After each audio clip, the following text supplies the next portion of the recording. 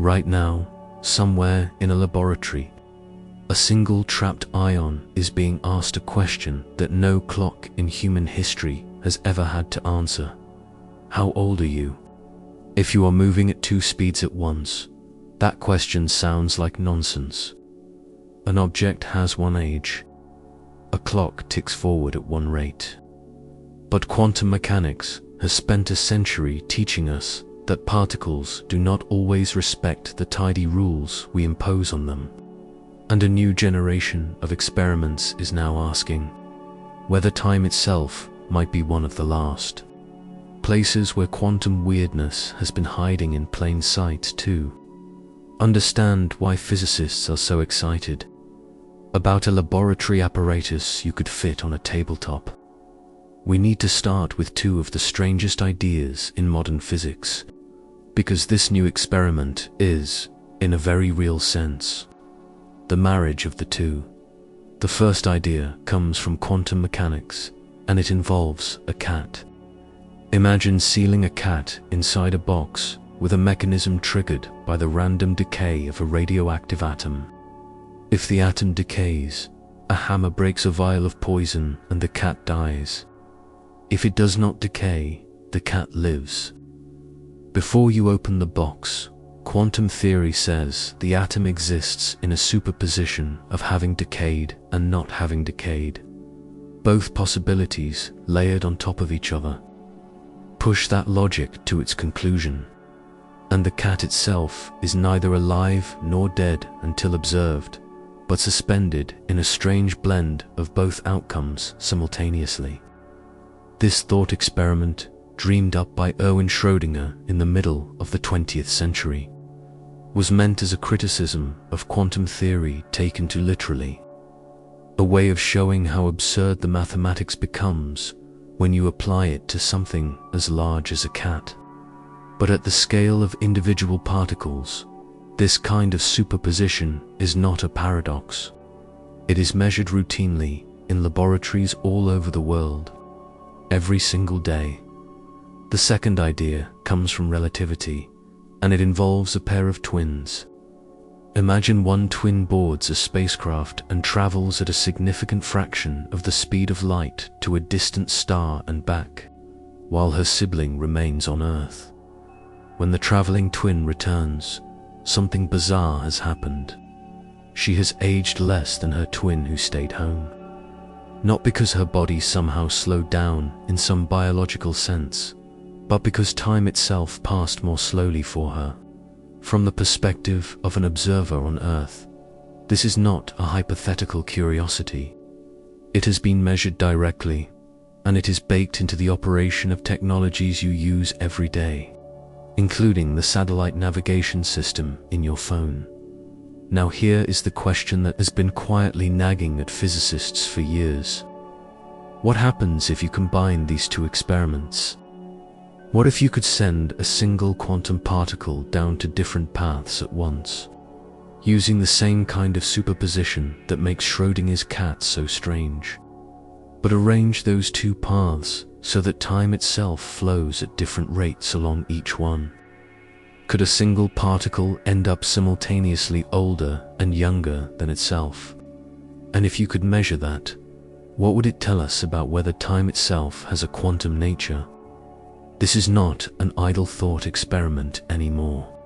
It is being built, tested, and refined in real laboratories.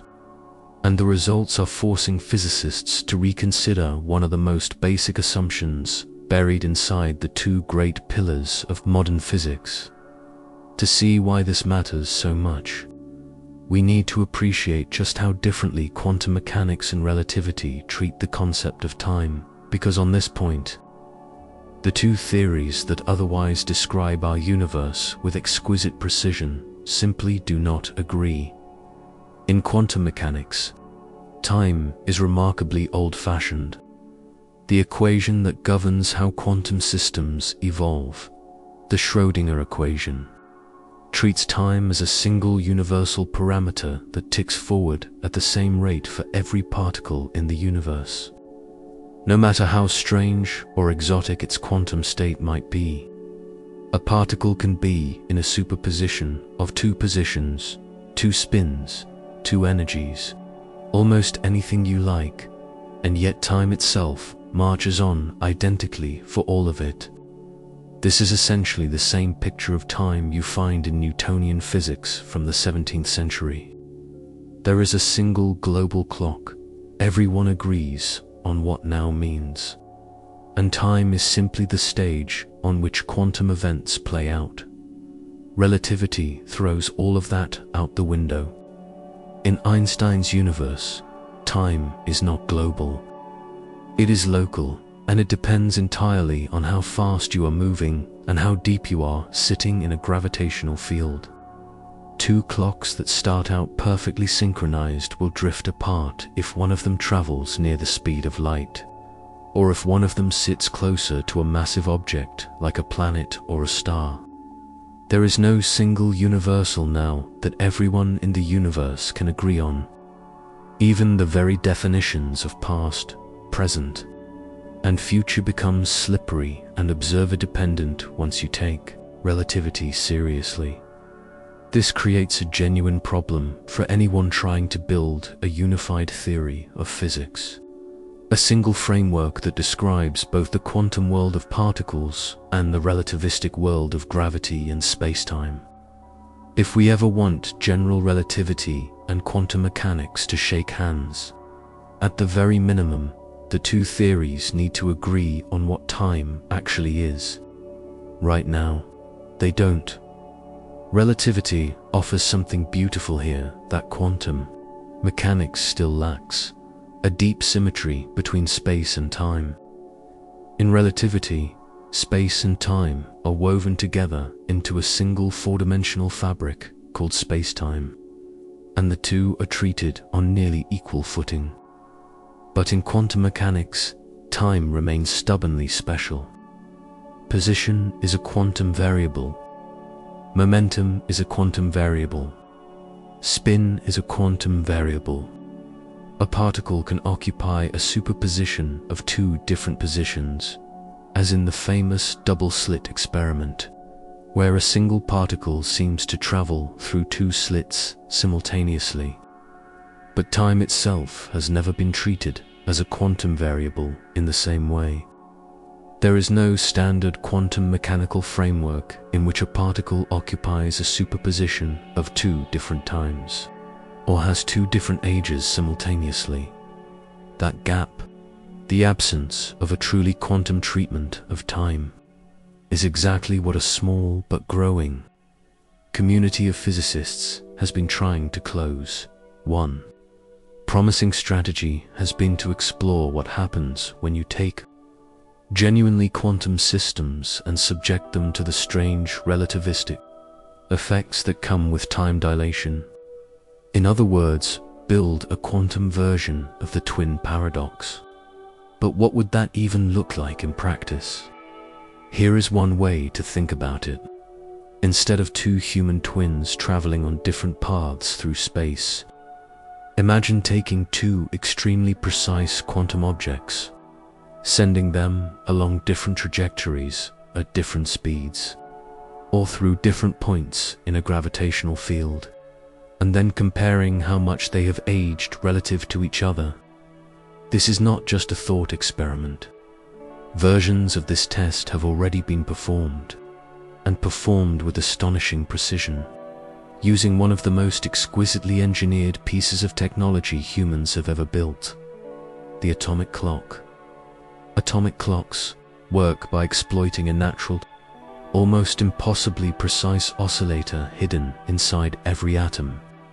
Inside certain atoms, an electron can transition between two energy states, and that transition happens at an incredibly stable and repeatable frequency. If you can lock a laser to that frequency and then count the oscillations, you have built a clock so accurate that some of the best examples in existence would lose less than 1 second over the entire age of the universe, roughly 13,800,000,000 years. The very first experimental test of the relativistic twin paradox, using real clocks, came in the year 1971, in an experiment known as the Haffel-Keating experiment. Physicists Joseph Haffel and Richard Keating loaded highly precise atomic clocks onto commercial airliners and flew them around the world, first eastward, then westward, while the reference clock stayed behind on the ground. When the traveling clocks were compared to the stationary one, they had drifted, and the amount of drift matched Einstein's predictions almost exactly. Two competing effects were at play simultaneously. First, there was what physicists call motional time dilation, because the airborne clocks were moving relative to the ground clock. Their onboard time ran slightly slower, exactly as special relativity predicts for any object in relative motion. Second, there was gravitational time dilation working in the opposite direction, because the airplane was flying at altitude farther from the mass of the Earth. Its clock actually ran slightly faster than the one on the ground. Because time flows a little more quickly as you move away from a gravitational source. The final result was a combination of both effects, and it lined up beautifully with theoretical predictions. This was not actually the first hint of relativistic time dilation ever observed. Decades earlier, physicists had already measured a related effect using unstable subatomic particles called muons. Muons are created when cosmic rays slam into the upper atmosphere, and they decay extremely quickly, so quickly that under ordinary assumptions, very few of them should survive the trip down to the surface of the Earth.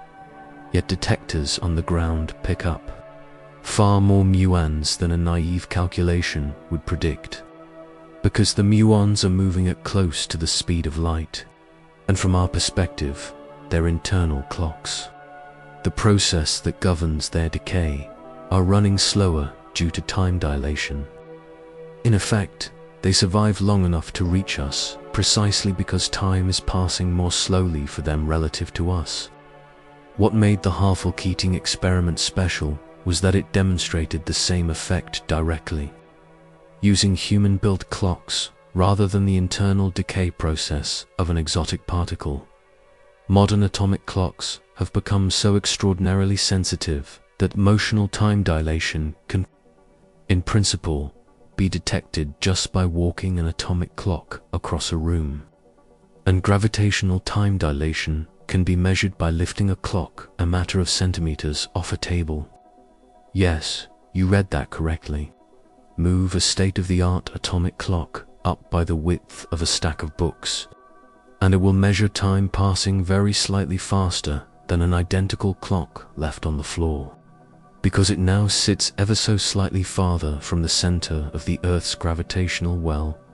As astonishing as all of this is, none of it actually demonstrates anything quantum about time itself.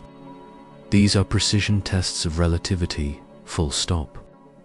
The fact that the clock's internal mechanism happens to be governed by quantum mechanics is almost beside the point. What we really want is an experiment where superposition itself, the defining feature of quantum weirdness, gets tangled up with time dilation. So let's return to that idea of a quantum twin paradox and try to make it more concrete. The signature feature of quantum mechanics is superposition. The fact that a single quantum system can occupy multiple distinct states simultaneously. So instead of sending two separate twins along two separate paths, what if we send a single particle along two paths at once, using quantum superposition, where those two paths experience different amounts of time dilation? If that sounds a lot like the Double-Slit Experiment, but with a twist involving time, that intuition is exactly right. And it's worth taking a moment to properly understand how the Double-Slit Experiment works, because it is the conceptual backbone for everything that follows. In the classic Double-Slit Experiment, a stream of particles, whether photons, electrons, or even larger molecules, is fired at a barrier containing two narrow slits. On the other side of the barrier sits a detection screen. If particles behaved like simple little billiard balls, you would expect to see two bright bands on the screen, one behind each slit. Instead, you see something far stranger, a pattern of alternating bright and dark bands, an interference pattern. The same kind of pattern you would get if you sent an ordinary wave, like a ripple on a pond, through two openings at once. The standard interpretation is that each particle's wave function, a mathematical description of its possible states and locations, travels through both slits simultaneously as a kind of probability wave. On the far side, the two components of that wave recombine, and wherever the crests and troughs of the two components line up, or are in phase, you get a higher probability of detecting the particle. Wherever they are out of phase, the probability drops. The particle itself is always detected as a single, whole particle at one specific point, never as half a particle here and half a particle there, but the pattern that builds up over many particles reveals that each individual particle really did, in some strange sense, travel through both slits. Here is the detail that makes all of this relevant to the quantum twin paradox. The clean, sharp interference pattern only shows up when there is a strong phase relationship between the two paths, meaning the two components of the wave function remain properly synchronized with each other. If you do anything that disrupts that synchronization, the interference pattern degrades, blurs, and can even vanish entirely. And remarkably, this loss of interference tracks precisely with how much which path information becomes available. If you set up a measurement so strong that it tells you, with total certainty, which slit each particle went through, the interference pattern disappears completely. The universe seems to enforce a kind of trade-off. Gain certain knowledge of which path a particle took, and you lose the wave-like interference that reveals it took both paths at once. If your measurement is weaker, giving you only partial information about which path was taken, the interference pattern doesn't vanish outright, it simply blurs, degraded in proportion to how much path information leaked out. Now here comes the key move. What if one of those two paths in a double-slit style experiment experiences a different amount of elapsed time than the other? For instance, imagine designing the experiment so the two paths pass through regions at different heights, meaning gravitational time dilation causes the lower path to tick slightly slower than the upper path, exactly as we saw with the atomic clocks lifted mere centimeters above a table. The most practical way to build this kind of experiment is with something called a Zehnder Interferometer, often abbreviated as an MZI, which functions much like an updated version of the double-slit setup. Instead of two slits in a wall, a beam of particles hits a beam splitter, a device that sends the particle down to separate paths simultaneously. Those two paths are later recombined by a second beam splitter, and the interference is observed not as bands on a screen, but as shifting probabilities of detecting the particle at one of two final output ports. Whenever something along the paths introduces a phase difference between them, those detection probabilities shift accordingly. And just as with the double-slit setup, if you gather enough information along the way to determine which path the particle took, the interference fades or disappears.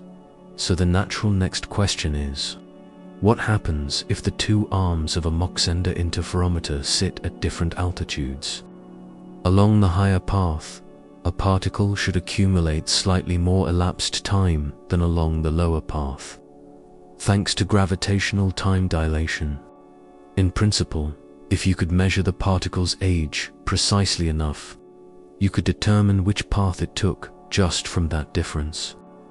And if the particle really does travel both paths simultaneously, in true quantum superposition, then it should, in some meaningful sense, be simultaneously older and younger than itself.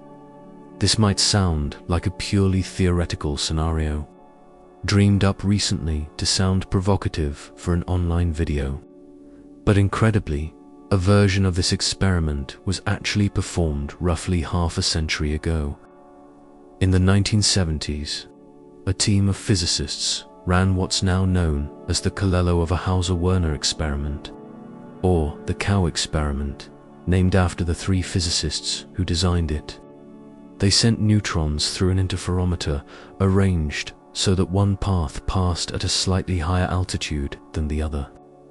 And sure enough, the neutrons traveling the elevated path displayed exactly the kind of phase shift you would expect from the tiny, speed up in time experienced at greater height. At first glance, this result seems like a slam dunk demonstration that quantum mechanics and general relativity are talking to each other directly, maybe even a hint at how to unify them. But the real story is more nuanced and less tidy than that. It turns out this exact same result can be fully explained using ordinary quantum mechanics combined with plain old Newtonian gravity. No general relativity required at all.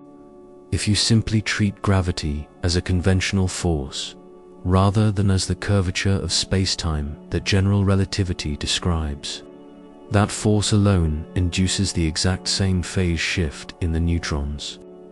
This alternative explanation even has a name: the gravitational Aharonov-Bohm effect, a gravitational cousin of a well-known effect in which a charged particle picks up a phase shift from an electric or magnetic field, even in regions where the field strength itself is technically zero.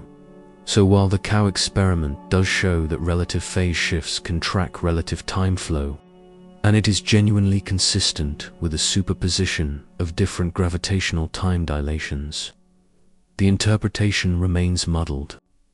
It doesn't unambiguously prove that time itself, as a physical quantity, was placed into a quantum superposition.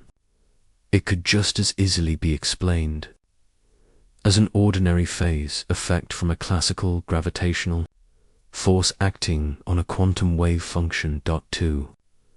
Really nailed down whether we're observing a genuine superposition of different flows of time, rather than just an ordinary phase shift that happens to correlate with time.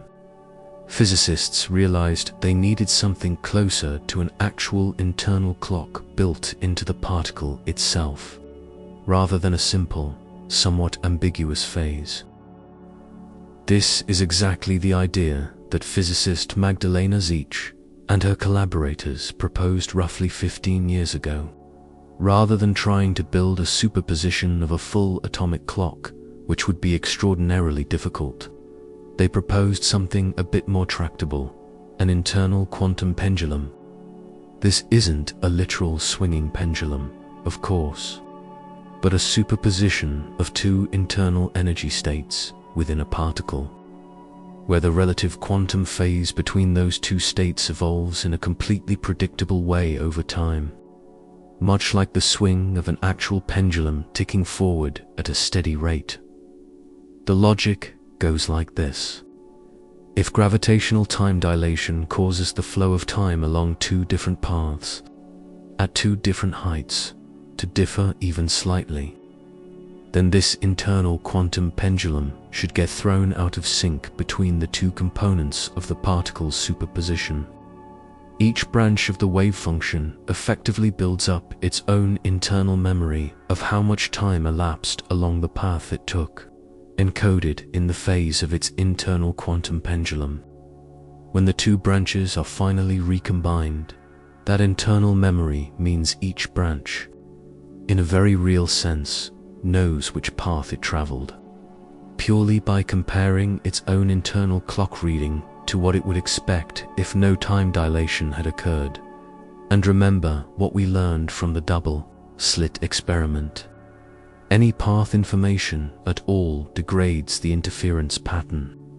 So, if the internal quantum pendulums along the two paths fall out of sync because of a genuine difference in elapsed proper time, that desynchronization would itself act as a kind of witch path marker, and it should show up as a disruption in the interference pattern when the two paths recombine. If, on the other hand, no disruption appears, that would suggest that two branches of the wave function stayed synchronized, effectively still ticking to some shared global notion of time. In practice, this internal quantum pendulum wouldn't give a perfect readout of elapsed time, so it wouldn't perfectly reveal which path was taken. The result would be a partially blurred interference pattern rather than a completely destroyed one. But crucially, the precise amount of that blurring can, in theory, be calculated directly from the difference in time flow between the two paths.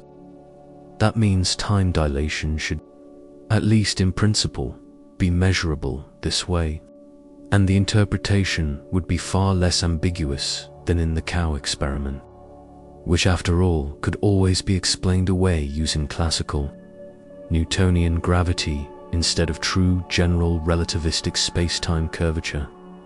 Even so, some physicists have pushed back on how clean this interpretation really is. They argue that even the internal quantum clock in a Zig-style experiment can, itself, be reinterpreted purely in terms of the ordinary phase evolution of those internal degrees of freedom, without necessarily invoking any deep, novel notion of quantum time.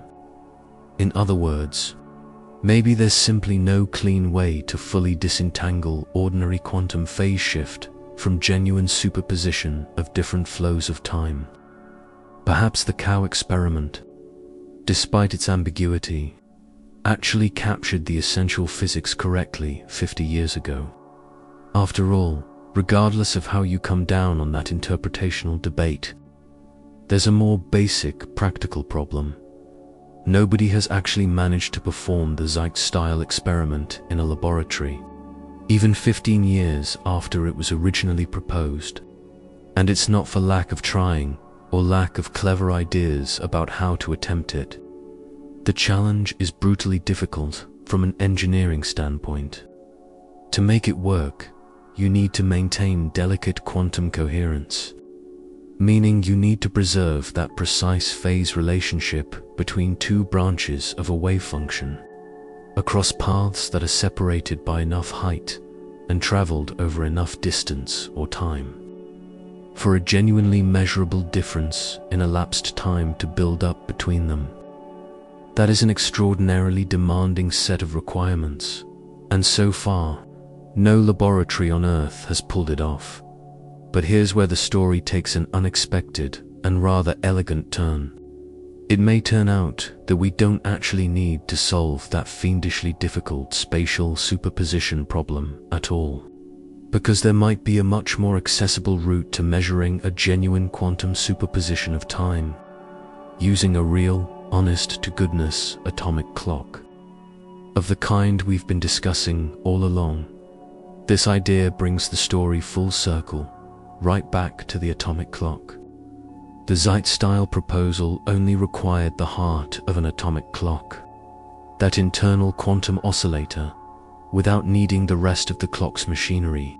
But every clock ever built, going back centuries, shares the same fundamental anatomy, an oscillator that ticks at a steady, repeatable rate, and a counting mechanism that tallies up those ticks. Think of an old-fashioned grandfather clock. The pendulum swings back and forth as the oscillator, while the gear train converts each swing into the steady advance of the clock hands.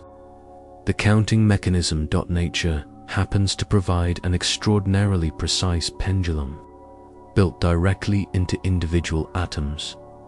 The transition of an electron between two specific energy states, which in certain atoms oscillates with almost perfect regularity, to turn this natural atomic pendulum into a working atomic clock.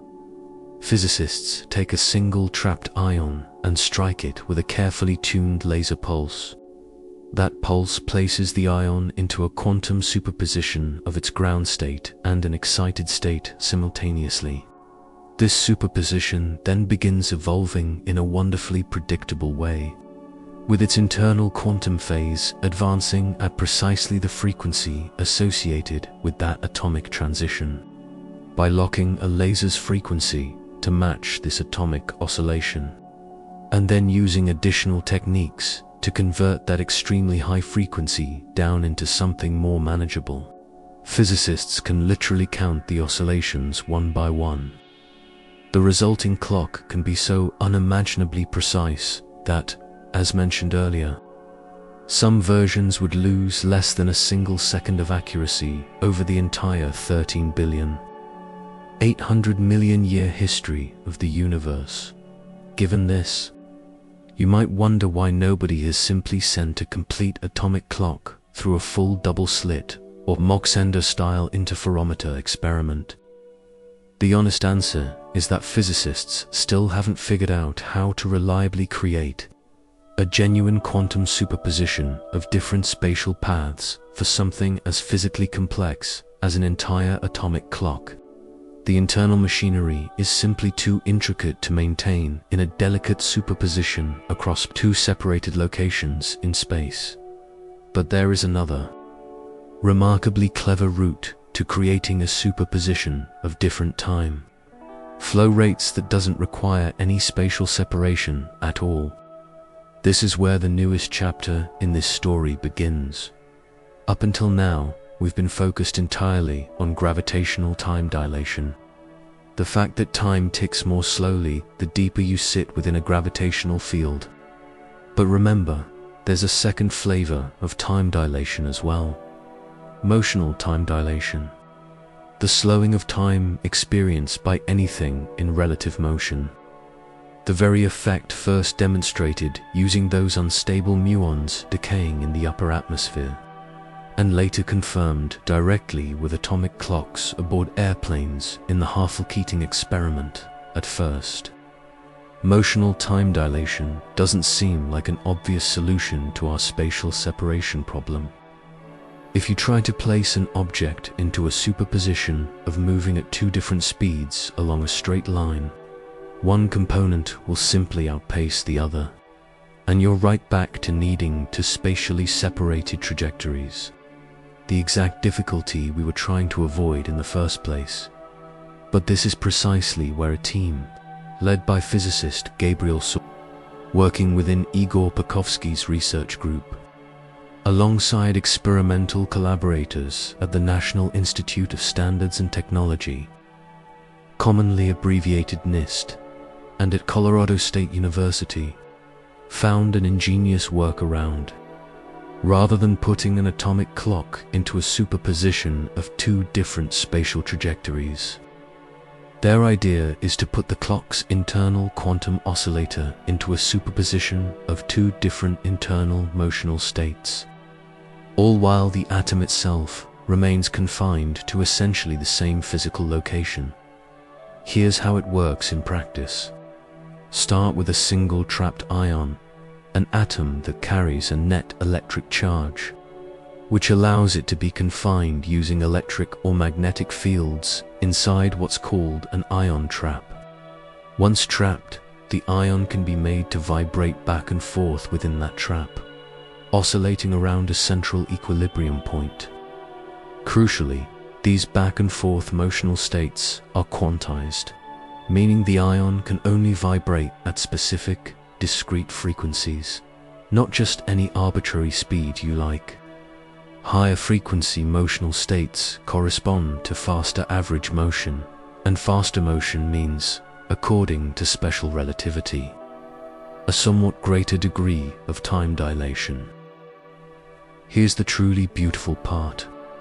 If these different motional states are genuinely quantum mechanical, then it becomes entirely possible to place the trapped ion into a superposition of a slower motional state and a faster motional state, simultaneously, all while the ion itself never physically leaves the trap or travels along to separate paths through space, without any accompanying time dilation effect.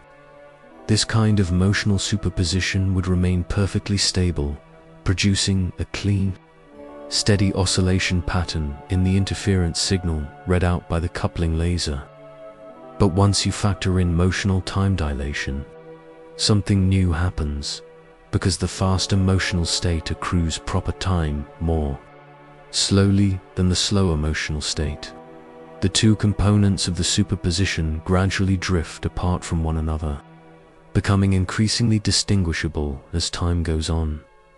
That growing distinguishability directly disrupts the regular interference pattern that the coupled laser is designed to measure.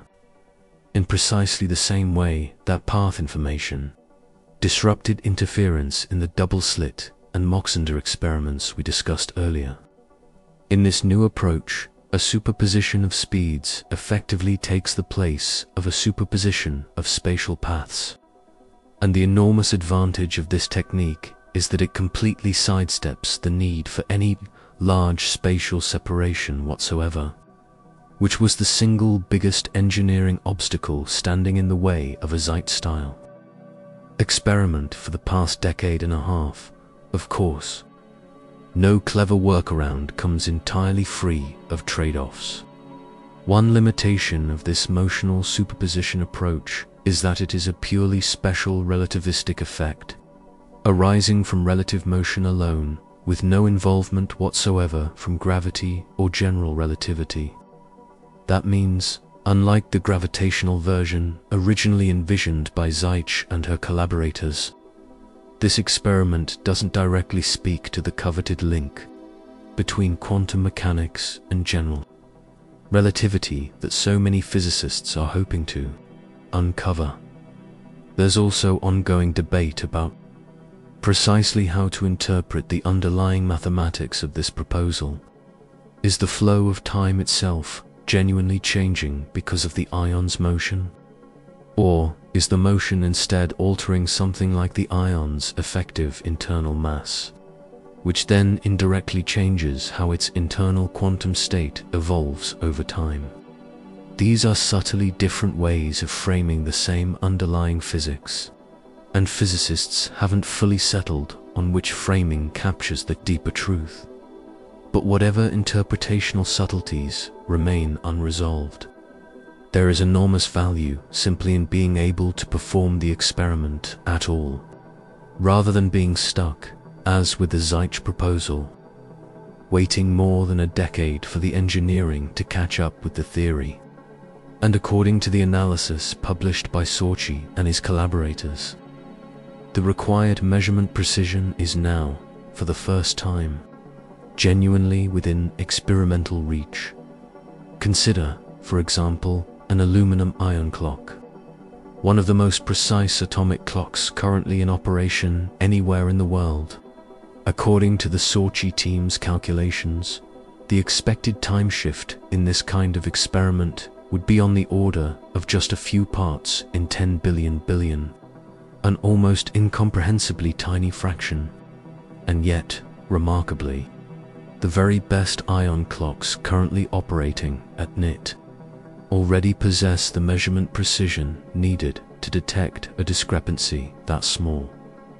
If this experiment succeeds, and early indications suggest it very well might, quantum mechanics may finally be forced to abandon its long-held assumption of a single, universal clock ticking away quietly in the background for the entire universe. Instead, physicists may need to treat time itself as a genuinely quantum property, one that can differ from branch to branch within a particle's own wave function, in precisely the same way that quantum mechanics already treats position as something that can differ from branch to branch, as beautifully demonstrated by the double-slit experiment more than a century ago. That would represent something profound. Not just another confirmation of relativity's predictions using ever more precise instruments, but genuine evidence that time, at the deepest level of physical reality, behaves quantum mechanically. it would be one meaningful step closer to a truly unified description of space-time itself. One where quantum mechanics and general relativity are no longer speaking to separate languages about what time actually is. To fully appreciate how significant this would be, it helps to step back and look at just how deep this disagreement between quantum mechanics and relativity really runs. Because it isn't a minor technical footnote. It cuts to the heart of some of the biggest unsolved problems in all of physics. General relativity describes gravity not as a force in the traditional sense, but as the curvature of space-time itself, caused by the presence of mass and energy. Massive objects, like stars and planets, bend the fabric of space-time around them, and other objects moving through that curved space-time follow paths that we perceive as gravitational attraction. This picture has been tested to extraordinary precision. From the bending of starlight around the Sun, first confirmed in 1919, to the direct detection of gravitational waves from colliding black holes, first announced in 2016, ripples in space-time itself that had been predicted a full century earlier. Quantum mechanics, meanwhile, describes the behavior of particles and fields at the smallest scales, governed by probability, superposition, and uncertainty. It has been tested with equally extraordinary precision, explaining everything from the structure of atoms to the behavior of semiconductors in the device you're likely using to hear or watch this content right now. The trouble is that these two frameworks, each spectacularly successful within its own domain, resist being combined into a single consistent theory. Attempts to naively apply the mathematical machinery of quantum mechanics directly to gravity tend to produce nonsensical results. Infinities that refuse to cancel out probabilities that exceed 100%, or predictions that simply don't match reality. This is often referred to as the problem of quantum gravity, and it remains one of the most stubborn open problems in all of theoretical physics. Various approaches have been proposed over the decades to try to reconcile the two. String theory suggests that fundamental particles are not point-like objects, but tiny vibrating strings, with different vibrational patterns corresponding to different particles, including, crucially, a particle that would carry the force of gravity. Loop quantum gravity takes a different approach entirely, proposing that space-time itself is not smooth and continuous, but is instead built up from discrete, quantized loops and networks at an almost unimaginably small scale, far smaller than an atomic nucleus. There are other approaches too, including causal set theory, asymptotic safety, and various flavors of emergent gravity, each with passionate advocates and each facing significant unresolved challenges. But notice something important. Nearly all of these grand unification efforts start from an assumption about what quantum mechanics and relativity separately say about time, and then try to build a bridge over that gap using increasingly exotic mathematics. What the experiments we've been discussing suggest is a different, perhaps more modest, but ultimately more productive approach, rather than assuming we already fully understand how quantum mechanics and relativity each treat time, and then trying to unify to potentially flawed starting pictures. Why not go back to basics and actually test in a laboratory, whether time itself behaves quantum mechanically at all? This is precisely the spirit animating the work of Magdalena Zeich, Gabriel Sorchi, Igor Pavlovsky, and their various collaborators. Instead of starting from grand theoretical frameworks and working downward toward testable predictions, they're building tabletop experiments that probe the most basic possible question: Does a quantum particle's internal sense of elapsed time behave like a classical variable that simply changes due to gravity or motion? Or does it behave like a genuinely quantum variable, capable of existing in superposition, exactly the way position and momentum already do? It's worth pausing to reflect on how strange it is that this question remains open at all. More than a century after quantum mechanics was first developed, we've mapped out atomic energy levels with breathtaking precision. We've confirmed the existence of the Higgs boson. We've directly imaged the shadow of a supermassive black hole. We've detected gravitational waves rippling across the cosmos from collisions that happened over 1 billion years ago.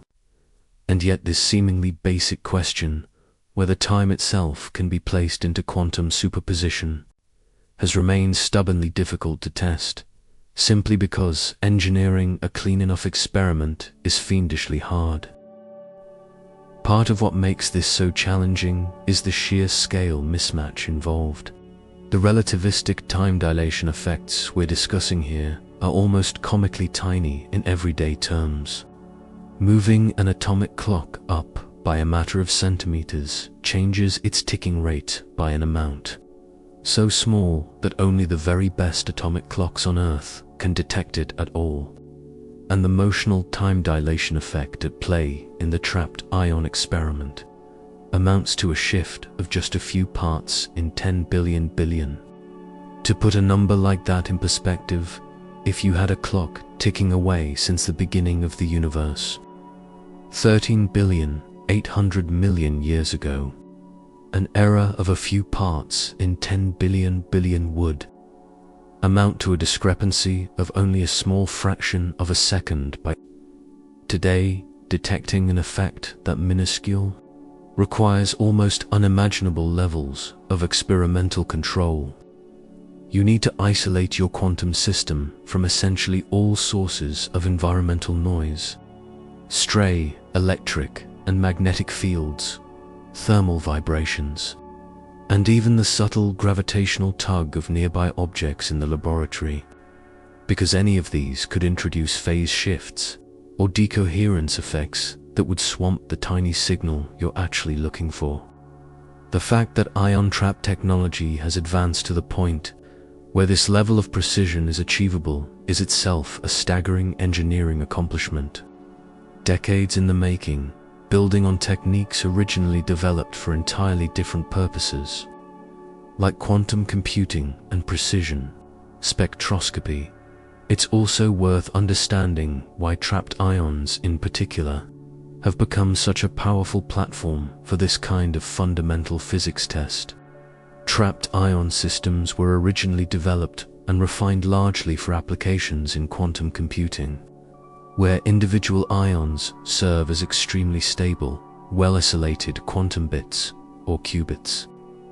The same properties that make trapped ions excellent qubits: their long coherence times, their extremely well-defined and controllable energy levels, and the exquisite precision with which lasers can manipulate their quantum states, also happen to make them nearly perfect tools for testing fundamental questions about the nature of time itself. In a wonderful bit of scientific cross-pollination, techniques originally developed to build better quantum computers are now being repurposed to probe some of the deepest open questions in theoretical physics. This raises an intriguing question about what other tools originally built for one purpose might end up being useful for testing fundamental physics in ways that original developers never anticipated. Precision atomic clocks, for instance, were originally developed primarily for applications like satellite navigation and international timekeeping standards, yet they have become indispensable tools for testing general relativity, for searching for evidence of dark matter, and now, potentially, for testing the quantum nature of time itself. There's a long and fascinating history in physics of technologies, developed for practical purposes, ending up as essential instruments for fundamental research. And this appears to be yet another chapter in that ongoing story. Let's also take a moment to appreciate just how strange it would be, philosophically speaking, if this experiment confirms that time really can exist in quantum superposition. We tend to think of time as the one truly universal, democratic feature of reality. Wherever you are, whoever you are, time simply flows forward, 1 second at a time, applying equally to everyone and everything. Relativity already complicated this picture significantly, showing us that different observers can disagree about how much time has elapsed between two events, depending on their relative motion and their position within a gravitational field. But even within relativity, once you fix a particular observer's reference frame, time still flows forward in a single, definite way for that observer. What these new quantum experiments are probing is something even stranger. The possibility that a single particle, considered from a single fixed perspective, might not have one definite age at all, but might instead exist in a genuine superposition of multiple different ages simultaneously, only settling into one definite value once some kind of measurement forces the issue.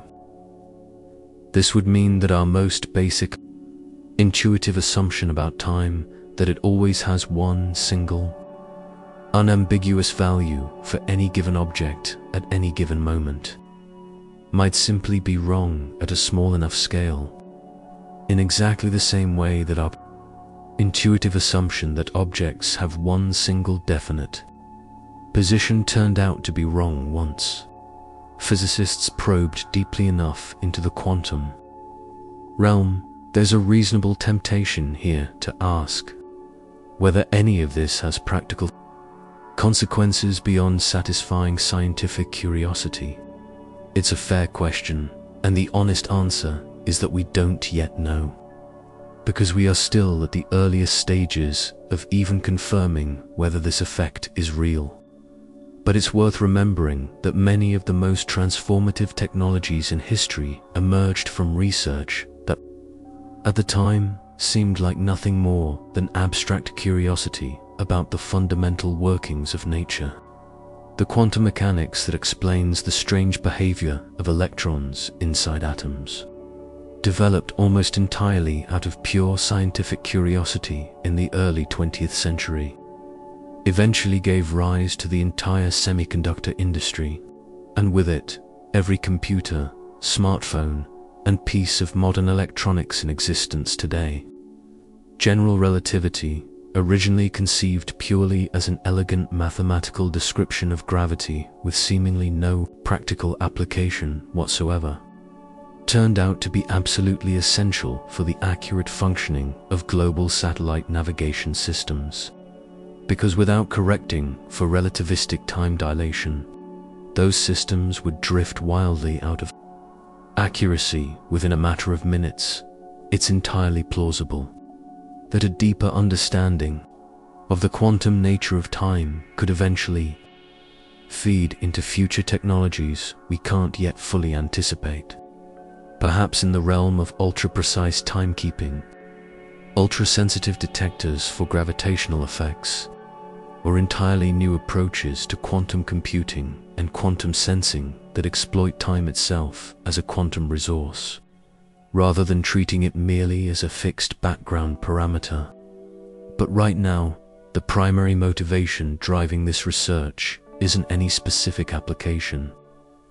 It's the far more fundamental goal of understanding, at the deepest possible level, what time actually is, and whether our two best theories of physics can ever truly be reconciled into a single, unified description of reality. So where does this leave us today?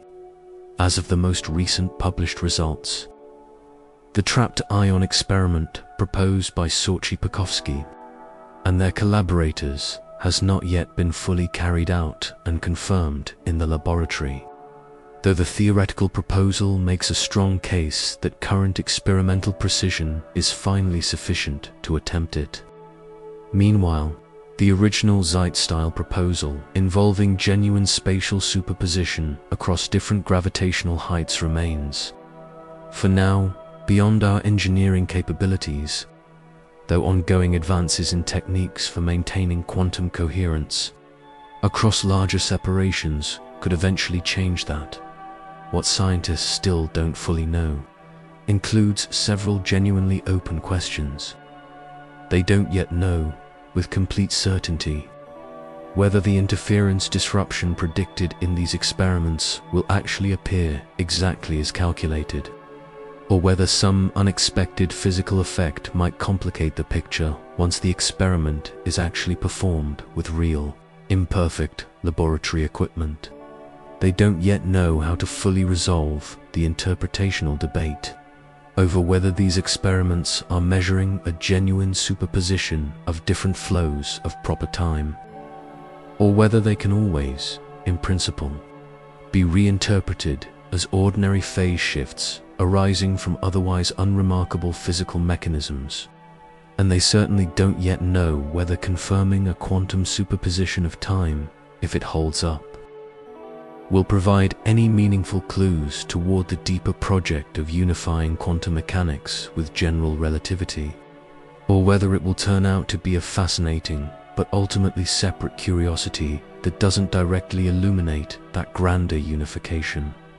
What comes next, scientifically speaking, is fairly clear.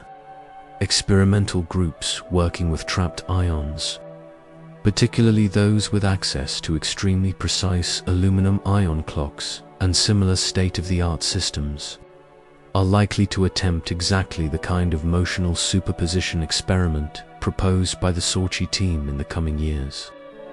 If successful, that result would immediately invite a wave of follow-up experiments, testing the effect across different types of ions, different trap configurations, and potentially even combining motional time dilation with gravitational time dilation in more elaborate setups. Simultaneously, theorists will keep working to sharpen the mathematical framework connecting these results to broader efforts at unifying quantum mechanics and general relativity, and to settle, if possible, the lingering interpretational debates about what exactly these experiments are measuring at the deepest level. This remains a genuinely open and active area of research, precisely because it sits at such a rare intersection, an experiment simple enough, at least conceptually, to describe in a few sentences, using apparatus that already exists in laboratories today, yet probing a question so fundamental that it touches directly on one of the deepest unresolved tensions in all of theoretical physics. That combination, conceptual simplicity paired with profound stakes, is exactly what makes this such a compelling area to watch closely in the coming years. There is something quietly remarkable about the fact that a question this fundamental, whether time itself obeys the same quantum rules that govern the position of an electron, can be probed using a single trapped ion, confined in an electromagnetic trap smaller than a grain of rice, sitting on a laboratory bench, rather than requiring some enormous particle collider or a space-based observatory the size of a small building. Sometimes the deepest questions in physics don't require the biggest machines. Sometimes they simply require asking the right, carefully targeted question of a system we already know how to build with exquisite precision, and then listening very, very carefully to what nature has to say in response. And if these experiments eventually confirm what many physicists now suspect, that time itself can be placed into genuine quantum superposition, then somewhere in the story of modern physics, right alongside Schrödinger's famous cat and Einstein's traveling twin, there will be room for a new thought experiment, a single trapped ion, vibrating simultaneously fast and slow inside its electromagnetic cage, quietly existing as both older and younger than itself, until the moment we finally look. It helps, at this point, to rewind even further and look at how physicists arrived at the two competing pictures of time in the first place, because neither the quantum picture nor the relativistic picture was handed down complete. Both were built up gradually through decades of experiment and argument, and understanding how each one emerged makes it much easier to see exactly where they diverge. The relativistic picture of time traces back to a series of puzzles about light and motion that had been quietly accumulating throughout the 1800s. Physicists at the time believed that light, like sound, must travel through some kind of medium, a substance they called the luminiferous ether, filling all of space. If that were true, then the speed of light should appear different depending on how fast you were moving relative to that ether, in the same way that the speed of a sound wave appears different to someone standing still versus someone running toward or away from the source. Yet when physicists Albert Michelson and Edward Morley ran an extraordinarily precise experiment in the 1880s, designed to detect exactly this kind of variation, they found nothing. No matter which direction they measured, the speed of light came out exactly the same. This null result baffled physicists for years, until a young patent clerk named Albert Einstein proposed a radical solution in 1905. Rather than trying to explain away the null result with ever more complicated fixes to the ether theory, Einstein simply took the constancy of the speed of light as a fundamental starting assumption, a law of nature rather than a puzzle to be explained. From that single assumption, combined with the equally simple assumption that the laws of physics should look the same to all observers moving at constant velocity relative to one another, Einstein derived an entire new theory, special relativity. One of the theory's most startling consequences was exactly the effect we've been discussing throughout this piece: time dilation, the fact that a clock moving relative to you will appear, from your perspective, to tick more slowly than an identical clock at rest beside you. A decade later, in 1915, Einstein extended these ideas into general relativity, incorporating gravity into the picture by describing it not as a force acting across space, but as the curvature of space-time itself, produced by the presence of mass and energy. This extended theory predicted an additional flavor of time dilation, the gravitational version discussed earlier, where clocks deeper within a gravitational field tick more slowly than clocks farther away. General relativity was confirmed almost immediately in a dramatic public fashion, when astronomer Arthur Eddington led an expedition to observe a solar eclipse in 1919, measuring the way starlight bent as it passed near the sun's gravitational field. The results matched Einstein's predictions and made headlines around the world, catapulting Einstein to a level of public fame rarely achieved by a scientist before or since. Quantum mechanics, meanwhile, emerged from an entirely separate set of puzzles, mostly involving the behavior of light and matter at extremely small scales. In the final years of the 1800s, physicists were struggling to explain a phenomenon called blackbody radiation, the pattern of light emitted by a heated object. Classical physics predicted that hot objects should radiate an infinite amount of energy at very short wavelengths, a nonsensical result nicknamed the ultraviolet catastrophe. In 1900, physicist Max Planck found he could resolve this problem mathematically by assuming that energy could only be emitted or absorbed in discrete packets, or quanta, rather than as a smooth, continuous flow.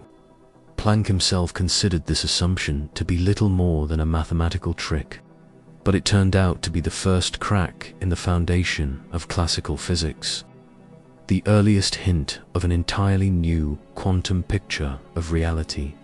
5 years later, in that same remarkably productive year of 1905, when Einstein published Special Relativity, he also published a separate paper explaining the photoelectric effect, the observation that shining light on certain metals knocks electrons loose, but only if the light's frequency exceeds a certain threshold, regardless of how bright the light is.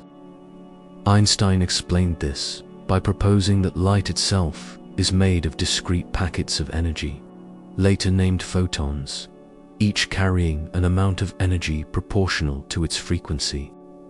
This work, for which Einstein eventually won the Nobel Prize in Physics, helped establish that quantum behavior wasn't just a mathematical convenience invented by Planck, but a genuine feature of how light and matter interact. Over the following decades, an entire generation of physicists, including Niels Bohr, Werner Heisenberg, Erwin Schrödinger, Max Born, and Paul Dirac, built out the full mathematical machinery of quantum mechanics. Bohr proposed a model of the atom in which electrons could only occupy specific, discrete energy levels, directly explaining why atoms emit and absorb light only at particular characteristic frequencies, the very same physical principle that modern atomic clocks exploit today. Heisenberg formulated his famous uncertainty principle, showing that there are fundamental limits to how precisely you can simultaneously know certain pairs of properties, like position and momentum, no matter how good your measuring equipment might be. Schrödinger developed the wave equation that bears his name, describing how the quantum state of a system evolves smoothly over time. The very equation mentioned earlier that treats time as a single universal background parameter. By the mid-1920s, quantum mechanics had matured into an extraordinarily successful theory, correctly predicting the structure of atoms, the behavior of chemical bonds, and eventually the properties of semiconductors, and virtually every other area of condensed matter physics. Yet from nearly the very beginning, physicists recognized a deep tension between this new quantum picture and Einstein's relativity. Quantum mechanics, in its original 1920s formulation, was not designed with relativity in mind at all, and reconciling the two would require an enormous additional effort. That effort did eventually produce partial successes. In the late 1920s, physicist Paul Dirac successfully combined quantum mechanics with special relativity, producing an equation that correctly described the electron while also, remarkably, predicting the existence of antimatter, a mirror-image particle with the same mass as the electron but opposite electric charge, later confirmed experimentally as the positron. This success eventually blossomed into an entire framework called quantum field theory, which successfully unifies quantum mechanics with special relativity and today forms the backbone of the standard model of particle physics, our best current description of the fundamental building blocks of matter and the forces that govern them. Apart from gravity, but that crucial caveat, apart from gravity, is exactly where the real trouble begins. Quantum field theory handles special relativity beautifully. It has never been successfully combined with general relativity, the theory that describes gravity itself. Every serious attempt to naively apply the standard quantization techniques that work so well for electromagnetism and for the strong and weak nuclear forces to gravity instead produces a cascade of mathematical infinities that simply refuse to be tamed using the same techniques that work everywhere else. This stubborn incompatibility between quantum field theory and general relativity is what physicists mean when they refer to the problem of quantum gravity. And it remains, to this day, arguably the single deepest unsolved problem in all of fundamental physics. Given this backdrop, it becomes much easier to appreciate exactly why an experiment probing the quantum nature of time itself is so scientifically significant. It's not just a clever laboratory trick. It's a direct, experimental probe of the exact conceptual seam where our two best theories of physics fail to agree. Approached not through abstract mathematical unification schemes, but through careful, concrete, testable predictions about what a real trapped ion, cooled and confined in a real laboratory, should actually do.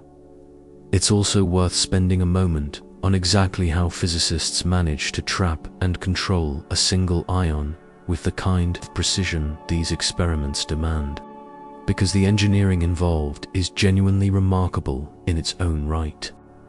An ion trap typically uses a carefully shaped arrangement of electrodes, often oscillating at radio frequencies, to create an electromagnetic potential well that confines a single charged atom in a tiny region of space, sometimes just a few micrometers across. Once trapped, the ion still retains some residual thermal motion, essentially tiny random jiggling caused by whatever heat energy remains in the system.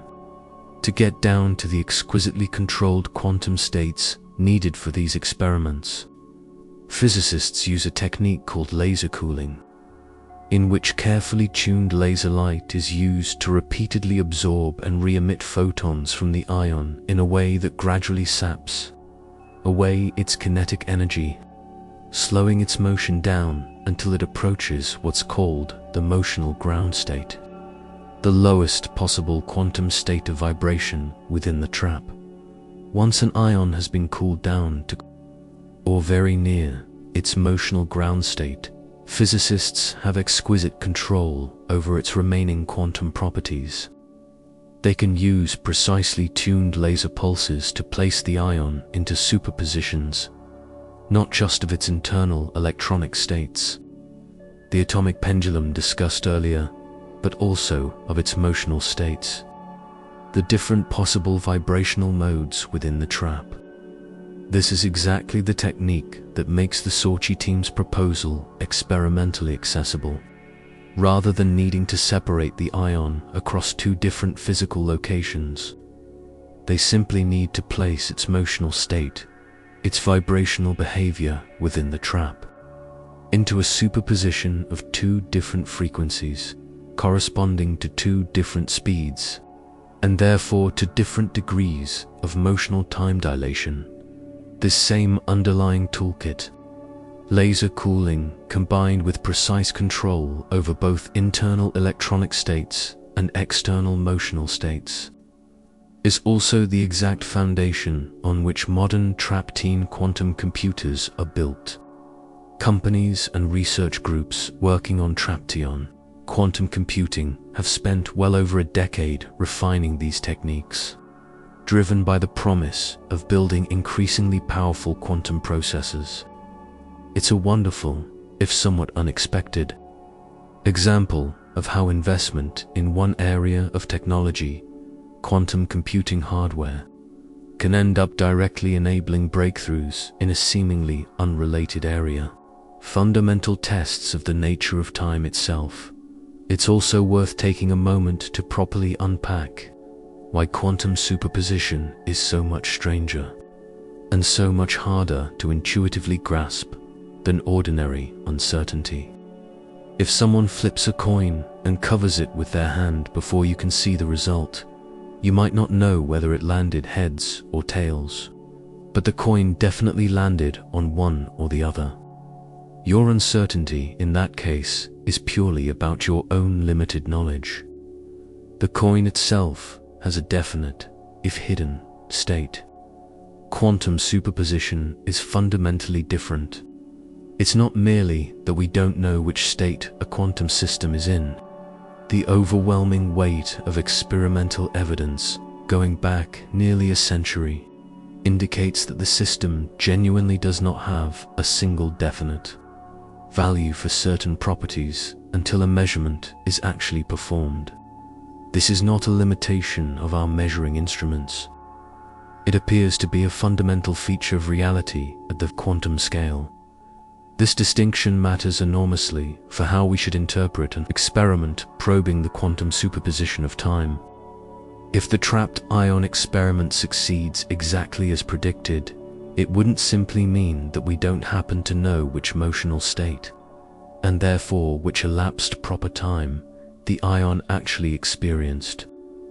It would mean the ion genuinely experienced both flows of time simultaneously, in the same deep sense that an electron in the double-slit experiment genuinely travels through both slits simultaneously, right up until the moment a measurement forces a definite outcome.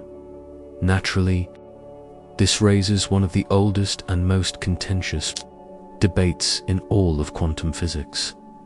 What exactly happens during a measurement? And why does it seem to force a quantum system to choose one definite outcome from among its superposed possibilities? This question, often called the measurement problem, has never been fully settled, and physicists have proposed several competing interpretations over the decades, each attempting to make sense of it in a different way. The most historically dominant interpretation, developed largely by Niels Bohr and Werner Heisenberg in the 1920s, is known as the Copenhagen interpretation.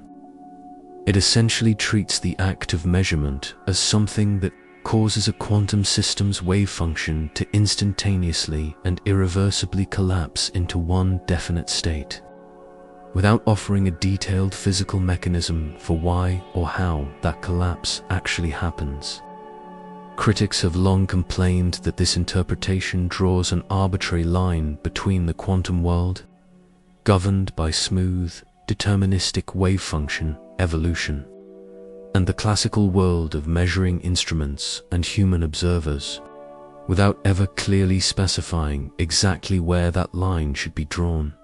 A very different interpretation, first proposed by physicist Hugh Everett in 1957, denies that any collapse happens at all. Instead, the many worlds interpretation suggests that every possible outcome of a quantum measurement actually occurs, each in its own separate, non-communicating branch of an ever-splitting universal wave function. Under this interpretation, when our hypothetical trapped ion is measured, both the faster and slower motional states genuinely persist, just in what effectively become two distinct branches of reality, and the version of the observer registering the faster outcome and the version registering the slower outcome simply never interact with each other again.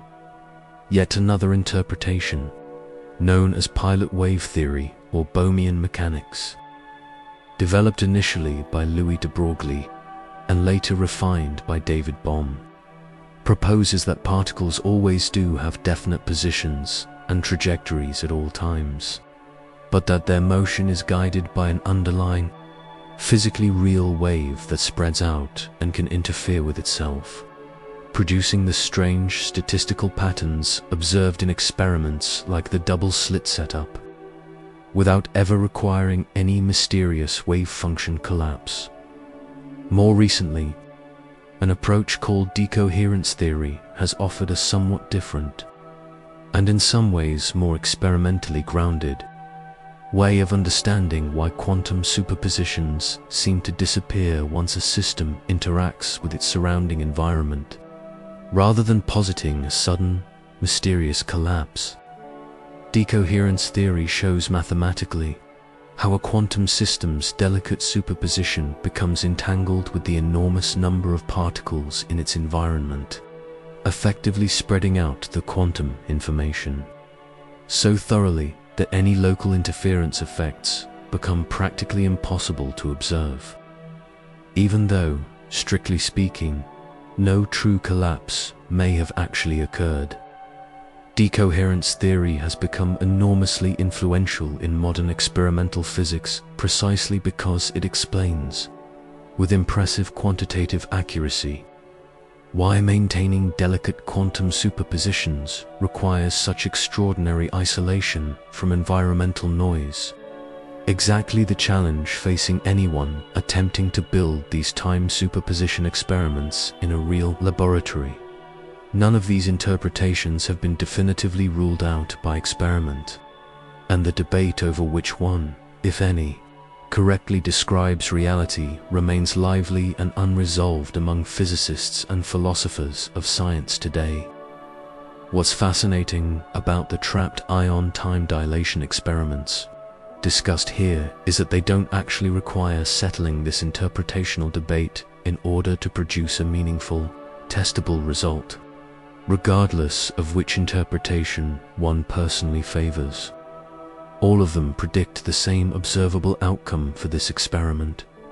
If time genuinely behaves as a quantum variable, capable of superposition, then the interference pattern read out by the coupled laser should show a specific, calculable pattern of disruption as the two motional states drift out of phase with each other over time. That's precisely what makes this such a clean and valuable experimental test. It doesn't ask physicists to resolve one of the oldest interpretational puzzles in physics before getting a useful answer. It simply asks whether a very specific, precisely calculable physical effect shows up in the data or not.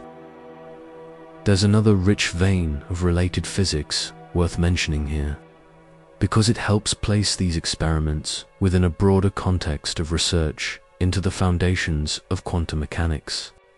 Since the 1960s, physicists have been testing an entirely different, though conceptually related, set of predictions using something called Bell inequality tests, named after physicist John Stuart Bell. These tests probe whether two entangled particles whose quantum states remain linked no matter how far apart they travel, can be described using any theory involving hidden local variables, meaning some underlying, if currently unknown, definite properties that were simply fixed at the moment the particles became entangled, without requiring any strange, non-local quantum weirdness. Decades of increasingly sophisticated experiments, including several that closed various technical loopholes that skeptics had raised, have consistently shown that no such local hidden variable theory can reproduce the actual experimental results. Quantum entanglement really does appear to involve a form of correlation between distant particles that cannot be explained by any classical, locally causal mechanism. This line of research eventually earned the Nobel Prize in Physics for Alling Aspect, John Clauser, and Anton Zehnder, whose experimental work over several decades helped settle this question conclusively. Why mention entanglement and Bell tests here? Because they represent another example of physicists taking what once seemed like a purely philosophical debate. In this case, whether quantum mechanics secretly hides some deeper, more intuitive classical reality beneath its strange mathematics, and translating it into a concrete, testable laboratory experiment. The quantum time dilation experiments discussed throughout this piece follow exactly the same spirit, taking a seemingly abstract, almost philosophical question, does time itself behave quantum mechanically, and turning it into something that can actually be measured with a trapped ion and a well-calibrated laser. It's worth also considering how these ideas connect to the broader question of the arrow of time, another deep puzzle that sits at the intersection of physics and philosophy. At the level of fundamental physical laws, whether we're talking about Newton's laws, Einstein's relativity, or the equations of quantum mechanics, time behaves in a remarkably symmetric way. Nearly all of the fundamental equations of physics work equally well whether run forward or backward in time. Yet everyday experience of time feels dramatically asymmetric. We remember the past but not the future. Eggs break but never spontaneously reassemble. Heat flows from hot objects to cold ones, never spontaneously the other way around. This everyday asymmetry is usually attributed to the second law of thermodynamics, the tendency for entropy, roughly a measure of disorder, to increase over time in any closed system, which in turn is usually traced back to the extraordinarily low entropy state of the universe shortly after the Big Bang. This thermodynamic arrow of time is, in some sense, a completely separate puzzle from the question of whether time behaves quantum mechanically at the level of individual particles. But both puzzles share a common thread. They both reveal a gap between our deepest fundamental theories, which are remarkably time-symmetric, and our everyday intuitive experience of time as something that flows steadily and irreversibly forward. Whether or not these two puzzles turn out to be deeply connected at some more fundamental level remains an open and genuinely fascinating question that physicists continue to investigate. There's also an entirely different context in which the interplay between quantum mechanics and extreme time dilation becomes relevant. The physics of black holes. Near the event horizon of a black hole, the boundary beyond which nothing, not even light, can escape. Gravitational time dilation becomes so extreme that time itself appears to slow to a crawl, at least from the perspective of a distant observer watching something fall in. An object falling toward a black hole would, from far away, appear to take an infinite amount of time to actually cross the event horizon, its image growing dimmer and more redshifted forever, without ever quite disappearing, at least according to classical general relativity. Yet black holes are also where quantum mechanics forces its way unavoidably into the picture, most famously through the theoretical work of physicist Stephen Hawking in the 1970s. Hawking showed that when properly accounting for quantum effects near a black hole's event horizon, black holes should not be perfectly black after all, but should slowly emit a faint stream of particles, now known as Hawking radiation, gradually losing mass and, in principle, eventually evaporating away entirely over unimaginably long timescales. This discovery created an entirely new puzzle, known as the black hole information paradox, concerning whether information about whatever fell into a black hole is truly lost forever once the black hole evaporates, which would violate a deep principle of quantum mechanics, or whether that information somehow gets encoded into the outgoing Hawking radiation in some subtle way. Physicists are still working to fully understand.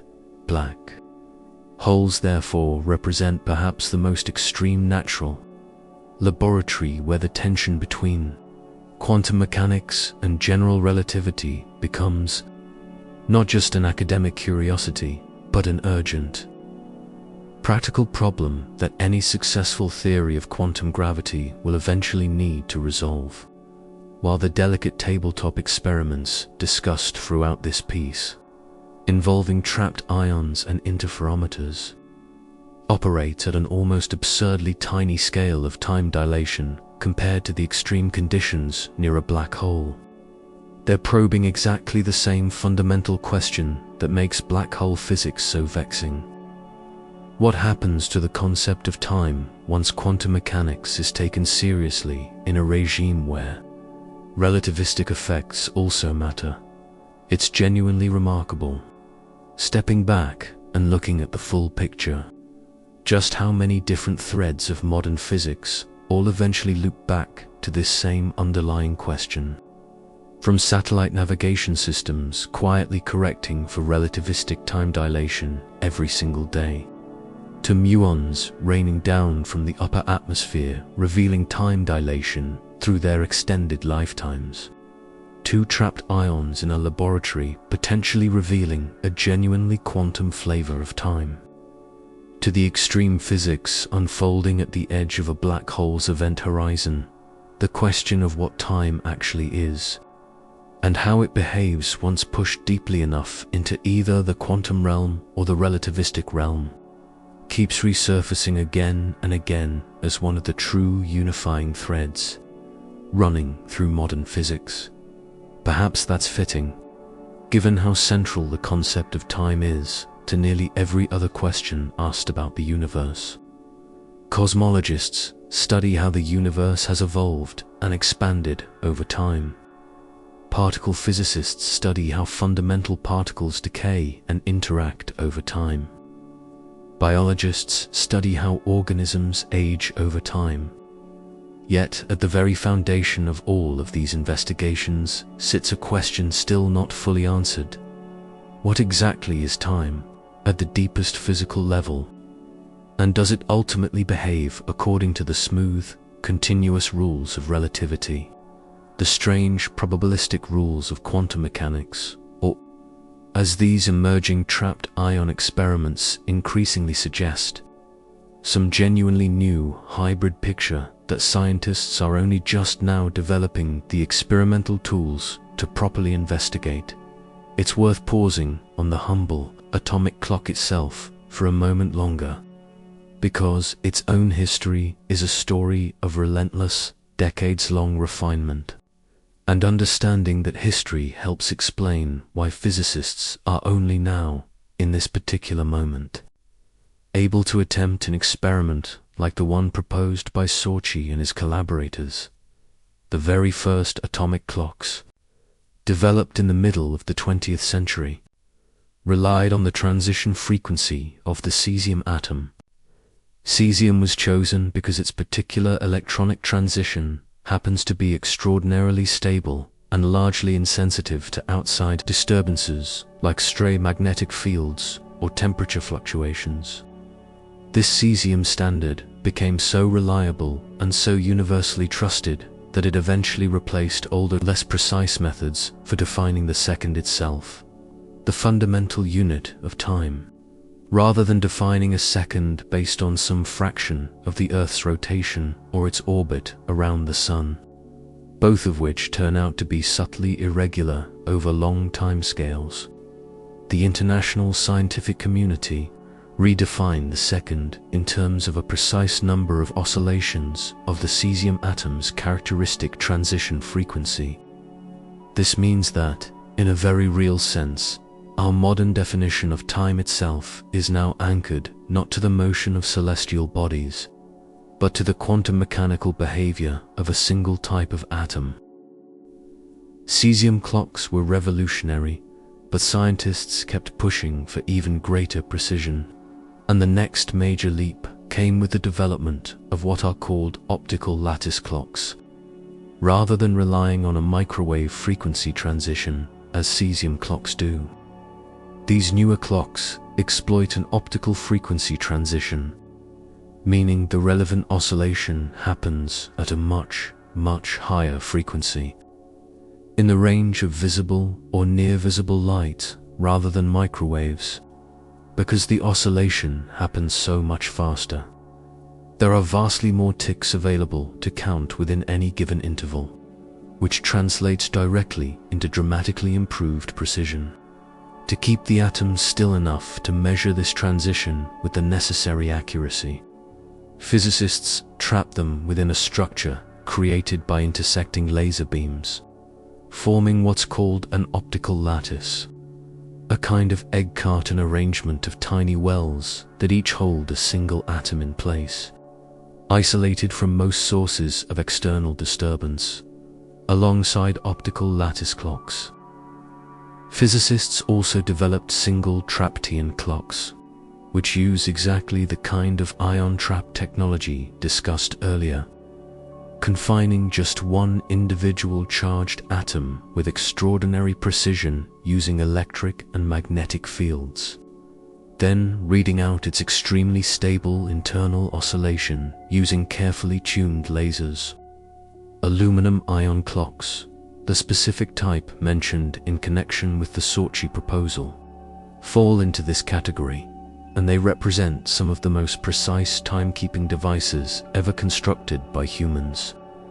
The precision of these devices has improved so dramatically over the past few decades that international standards bodies are now actively considering redefining the second once again, this time based on an optical transition rather than the microwave cesium transition currently used.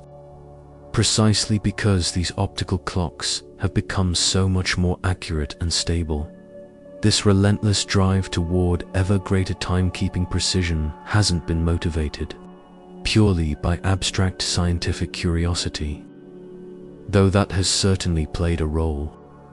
Precise clocks have enormous practical value across an enormous range of applications.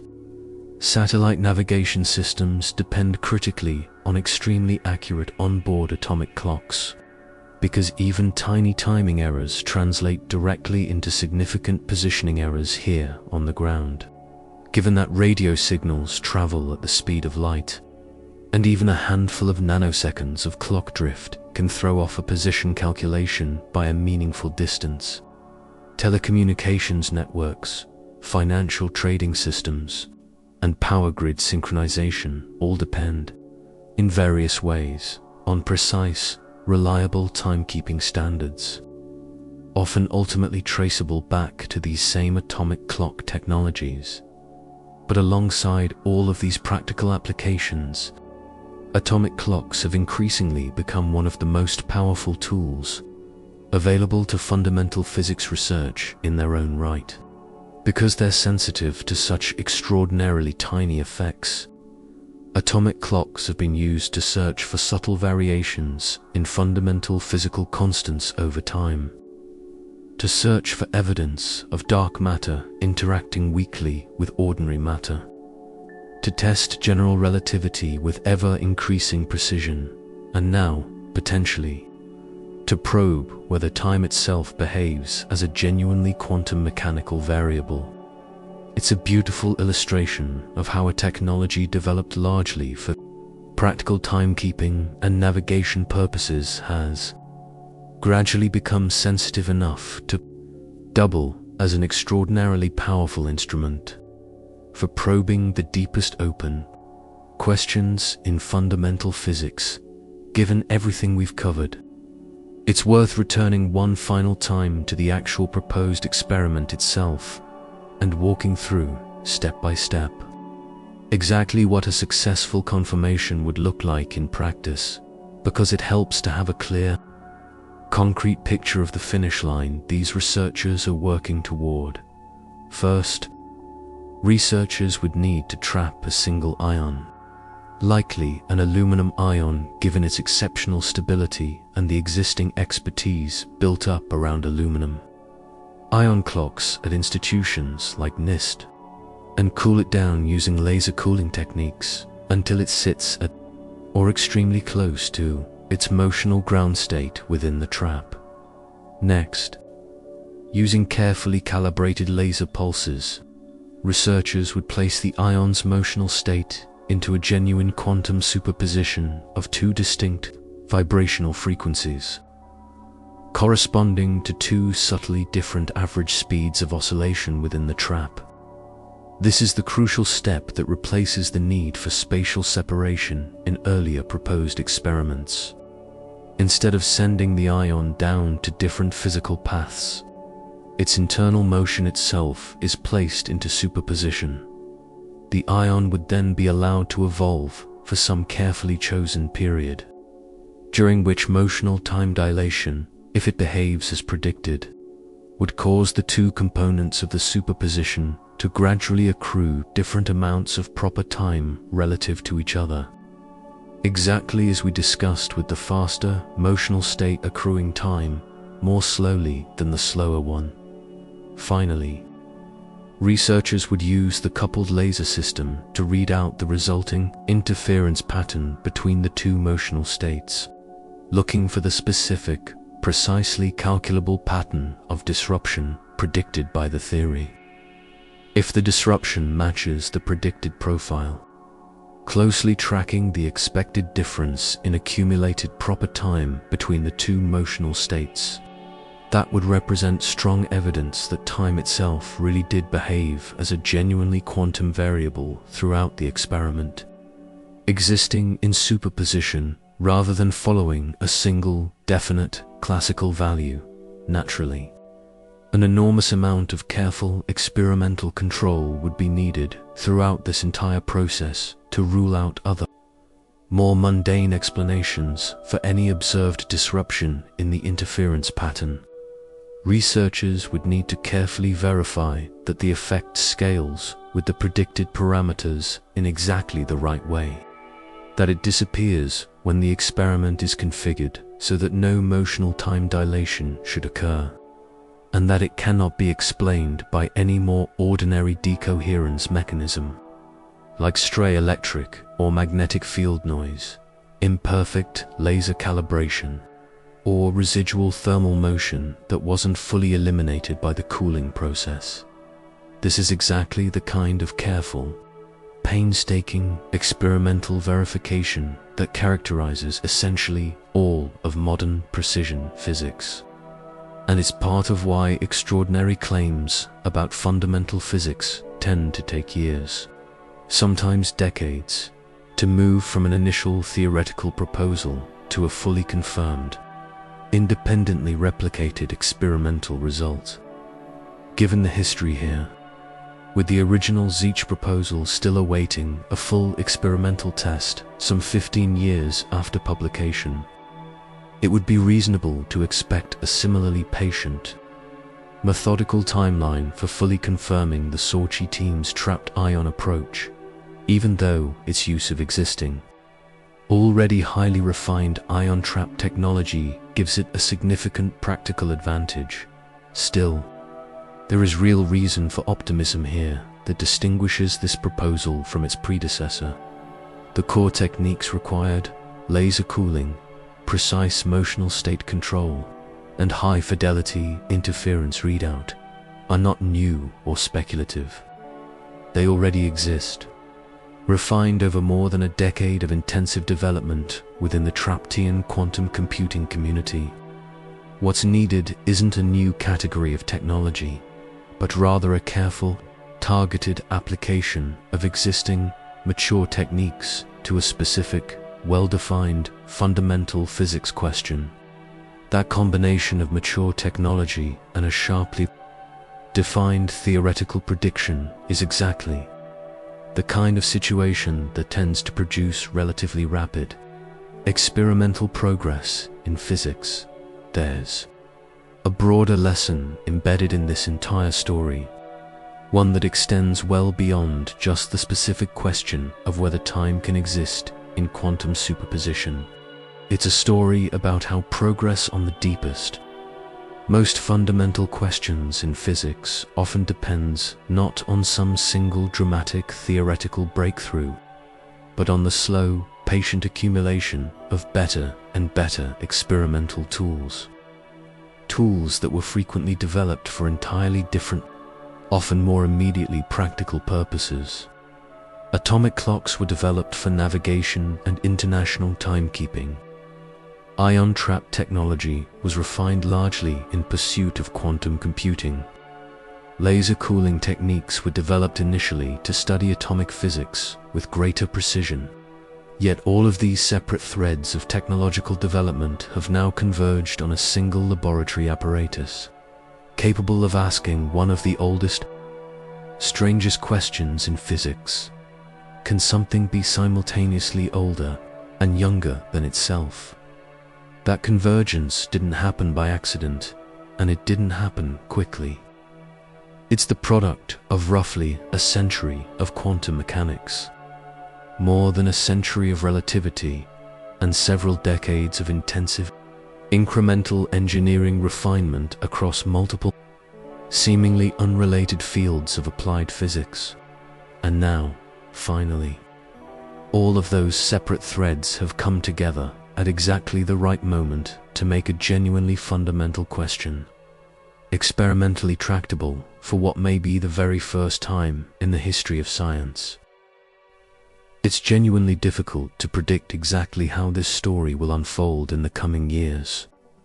Perhaps the trapped ion experiment will be performed soon, and it will confirm precisely what theory predicts, offering strong new evidence that time itself behaves as a genuinely quantum mechanical property of reality. Perhaps unexpected complications will arise, some subtle experimental effect that mimics or obscures the predicted signal, requiring years of further refinement before a clean result can finally be obtained. Or perhaps, when the dust settles, the interpretational debates that have already surrounded the cow experiment and the original Zehnder proposal will resurface here too, leaving physicists still arguing over exactly what a successful measurement would truly mean at the deepest philosophical level. Even after the experimental data itself is in hand, what does seem clear, regardless of exactly how this particular chapter concludes, is that questions about the fundamental nature of time, questions that once seemed destined to remain purely theoretical or philosophical, are now, for the first time, becoming genuinely testable using apparatus that already exists in laboratories around the world today. That alone represents a remarkable moment in the long history of physics, one worth paying close attention to as these experiments move, step by careful step, from theoretical proposal toward experimental reality, somewhere between Schrödinger's thought experiment about an unfortunate cat and Einstein's thought experiment about a pair of traveling twins. Physics has quietly arrived at a genuinely new kind of question, one that no longer needs to remain a thought experiment at all. A single trapped ion cooled to near stillness, placed into a delicate superposition of two different speeds, may soon tell us something that neither quantum mechanics nor relativity, taken alone, could ever have revealed: whether time, at its most fundamental level, is willing to bend the same rules that already govern everything else in the quantum world. There's one more thread worth pulling on before wrapping up, because it turns out physicists have actually run into a version of this exact problem of time before, in a completely different corner of theoretical physics, attempts to quantize the entire universe itself. When theorists try to apply the mathematical machinery of quantum mechanics not just to a single particle or a small laboratory system, but to the geometry of space-time as a whole, in an effort to build a full quantum theory of gravity, they run into a genuinely strange and stubborn technical difficulty. The central equation describing such a quantum universe, known as the Wheeler-DeWitt equation, named after physicists John Wheeler and Bryce DeWitt, appears to have no explicit time variable in it at all. Time simply doesn't show up as an independent parameter the way it does in ordinary quantum mechanics. This has become known, somewhat dramatically, as the problem of time in quantum cosmology, and it has puzzled theoretical physicists for decades. Various proposed solutions exist. Some physicists argue that time should be understood as an emergent property, something that arises only when you correlate one part of the universe's quantum state against another part, acting as a kind of internal clock, rather than existing as some independent background parameter ticking away for the universe as a whole. Others have proposed more radical departures from our usual picture, questioning whether the very concept of a single universal notion of time even makes sense once you try to describe the entire universe quantum mechanically, rather than just an isolated laboratory system sitting within some larger classical background. It's a striking parallel. On one end of the scale, Cosmologists wrestling with the Wheeler-DeWitt equation find that time seems to vanish entirely from the fundamental description of the universe. Once quantum mechanics is applied to everything, including space-time itself. On the other end of the scale, physicists working with trapped ions and interferometers are asking whether, even for a single isolated particle here in an ordinary laboratory, time might behave as a fully quantum variable capable of existing in superposition, rather than the simple, fixed classical background parameter we're used to. Different scales, different mathematical frameworks, entirely different experimental or theoretical contexts. Yet both lines of research seem to be circling the very same unresolved question: what, fundamentally, is time once you take quantum mechanics completely seriously? There's something almost poetic about this convergence. The question of whether time is quantum shows up whether you're looking at the largest possible system, the entire universe treated within a hoped-for theory of quantum cosmology, or the smallest possible system, a single trapped ion vibrating quietly inside a tabletop apparatus. That same nagging tension between our two best theories of physics seems to reappear at every scale we look, suggesting that resolving it, whenever that finally happens, could ripple outward and reshape our understanding of physics at every level simultaneously. From the behavior of a single atom to the ultimate structure and history of the universe itself. For now, both of these threads, the cosmological puzzle of a Wheeler-DeWitt universe with no explicit time parameter, and the laboratory puzzle of whether a trapped ion can genuinely inhabit two different flows of time simultaneously, remain open. But they no longer feel like two entirely separate problems living in two entirely separate corners of physics. Increasingly, they look like two different windows onto the exact same underlying mystery. One theoretical and cosmic in scale, the other experimental and almost impossibly small, both pointing toward a future in which our understanding of time itself may need a fundamental rewrite. And that, ultimately, is what makes this such a genuinely exciting moment to be watching this corner of physics unfold. Not because anyone has definitively answered the question yet, but because for the first time in the history of science, the tools now exist to actually ask it properly, with a real experiment, using real apparatus, sitting on a real laboratory bench, rather than as a purely hypothetical thought experiment confined to chalkboards and journal articles. Whatever the trapped ion ultimately reveals about its own strange, possibly superposed relationship with the passage of time, the mere fact that we can finally ask the question experimentally marks a genuine turning point. One more small but meaningful step in the long, patient human project of figuring out what this universe, at its very deepest level, actually is.